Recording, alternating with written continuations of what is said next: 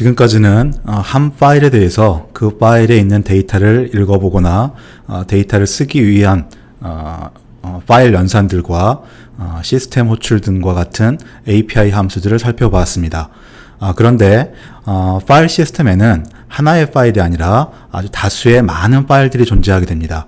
그래서 파일 시스템은 여러 개의 파일들을 효율적으로 접근하기 위한 관리 기법이 필요하게 되는데요. 그러한 관리의 가장 근본적인 수단이 바로 디렉터리라는 것입니다. 그래서 자 이제는 디렉터리라는 것의 개념과 구조를 간단히 살펴보고요.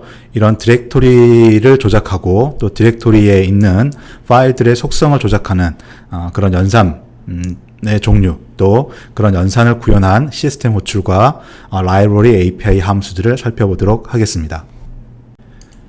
일반적으로 디렉터리라고 하면 트리 구조로 구성된 파일의 저장 체계라고 여러분은 이미 알고 있을 것입니다. 현재 대부분의 운영체제는 이런 트리 구조로 파일 시스템을 구성하고 있는데요. 원래 디렉터리의 개념은 트리 구조 자체를 가리키기보다는 여기 적혀져 있는 바와 같이 여러 개의 파일을 저장하기 위한 어떤 체계적인 구성 방법이라고 되어 있습니다.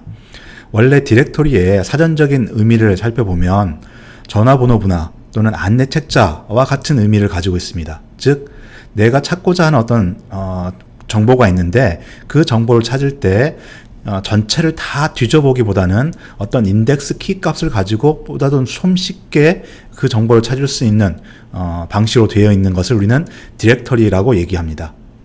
파일 시스템에도 이와 마찬가지로 저장 장치에 저장되어 있는 많은 파일들에 대해 가지고서 내가 어떤 특정한 파일을 찾아서 거기에 저장된 데이터를 읽고자 할 때 파일 시스템 저장 장치를 모두 뒤져 가지고 그 파일을 찾는 것은 너무 시간이 많이 걸리는 작업이기 때문에 파일에 저장되어 있는 위치와 같은 파일의 부가 정보를 별도로 어딘가 간단히 저장해 두면은 파일 시스템 전체를 뒤지지 않고도 그 부가 정보만을 가지고서도 파일의 위치를 손쉽게 찾을 수 있게 됩니다. 그러한 방식을 바로 디렉터리라고 얘기를 합니다. 그래서 파일에 대한 위치와 같은 부가 정보도 디스크 저장 장치에 저장이 되어야 되기 때문에 원칙적으로 디렉터리라는 것도 하나의 파일로서 저장 장치 안에 존재하게 됩니다. 그리고 그 내용은 일반적인 파일처럼 사용자가 아무런 데이터나 쓸 수 있는 것이 아니고 파일을 가리키는 부가 정보들만 담는 특수한 파일이라고 할 수가 있습니다.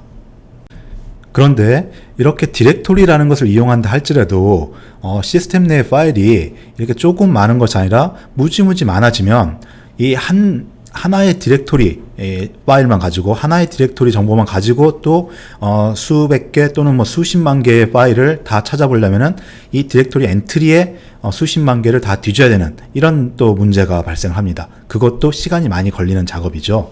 그래서 사실 여러분이 지금 실제로 알고 있는 것 같이 실제 운영 체제에서는 관련 있는 파일들끼리 모아 가지고서 그 관련 있는 파일의 정보만을 담고 있는 디렉토리들을 여러 개를 구성하고 그 구성된 디렉토리들끼리도 이런 어떤 위치 정보를 가리키고 있는 부가 정보를 저장함으로써 많은 수의 파일을 조금 더 효율적으로 찾을 수 있도록 구성하고 있습니다.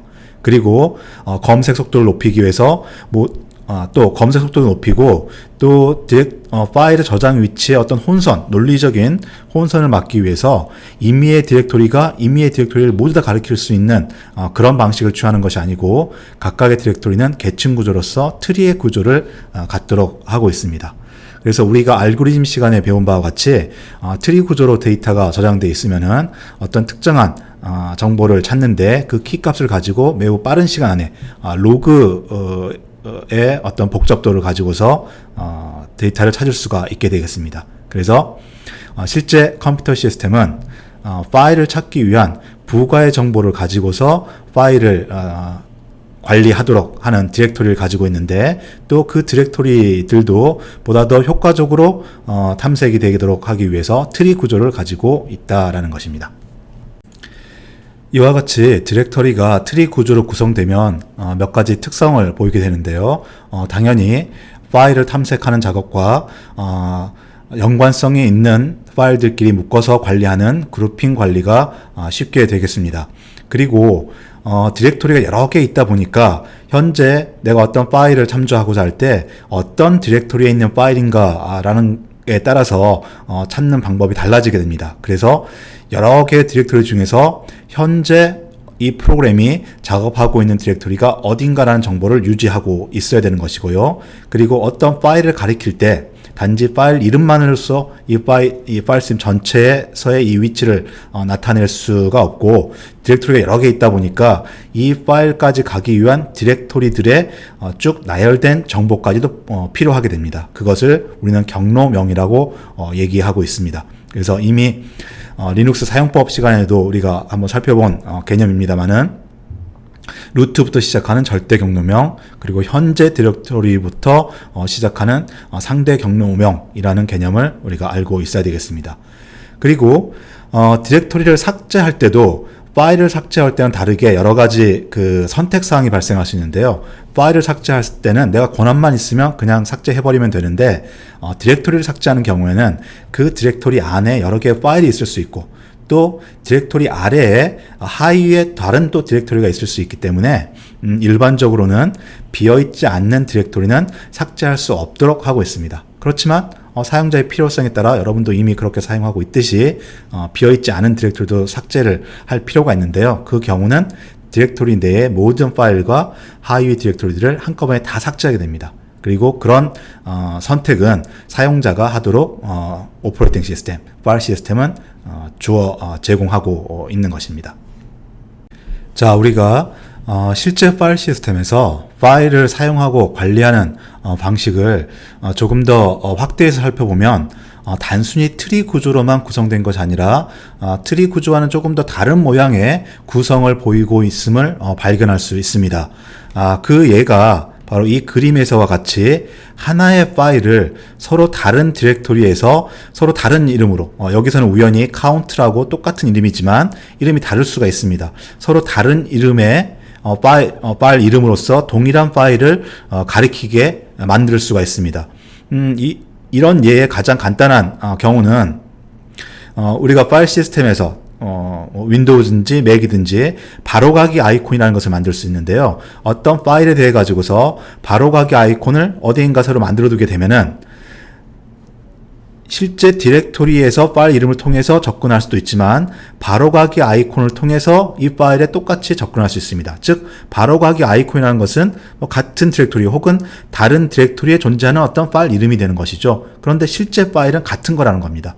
이렇게 되는 경우에 이 디렉토리의 구조는 단순한 트리 구조가 아니라 이 그림과 같이 그래프 형태를 가지게 됩니다. 대신 디렉토리에서 파일을 가리키는 것을 어떤 방향성으로 나타낼 때 방향에 따라서 전체가 이렇게 쭉 순환하는 이런 식의 그래프가 아니라 방향으로 순환을 하지 않는 그렇지만 연결은 되어 있는 그래프 형태를 가지게 됩니다. 자, 이렇게 되면 파일 시스템 구조가 복잡하게 돼서 안 좋은 것처럼 보이지만 여러분이 바로가기 아이콘을 매우 유용하게 쓰는 것처럼 실제로는 이러한 식의 디렉토리 구조가 꼭 필요하게 되겠습니다. 그래서 일반적인 파일 시스템에서 이러한 개념은 링크라는 것으로서 제공하고 있습니다. 그래서 링크라는 것은 연결이라는 뜻으로서 어떤 파일 이름과 실제 파일 사이에서의 어떤 연결 관계를 얘기하고 있습니다. 그래서 이 파일에 대해서 링크가 하나, 두 개가 있게 되는 거죠. 그래서 우리는 지금까지는 일반적으로 파일에 대해서는 하나의 링크가 있는 것으로서 생각하고 있었지만 이렇게 같은 파일에 대해서 서로 다른 이름, 다른 디렉토리에서 참조하게 만드는 방식을 우리는 링크를 새로 만든다라고 얘기하고 있습니다. 그리고 링크가 새로 만들어지면 파일 자체가 복사되는 것이 아니고 파일을 가리키고 있는 속성 정보만 디렉토리에 새로 만들어지게 되는 것입니다. 실제로 리눅스에서는 lm 명령, 또 윈도우즈에서는 mklink라는 명령을 통해 가지고 현존하는 파일에 대해 가지고서 새로운 파일 이름의 링크를 만들 수가 있겠습니다. 이 링크에 대한 개념은 이 예습 자료 맨 마지막에 다시 한번 언급이 될 테니까 그때 정리하도록 하겠습니다.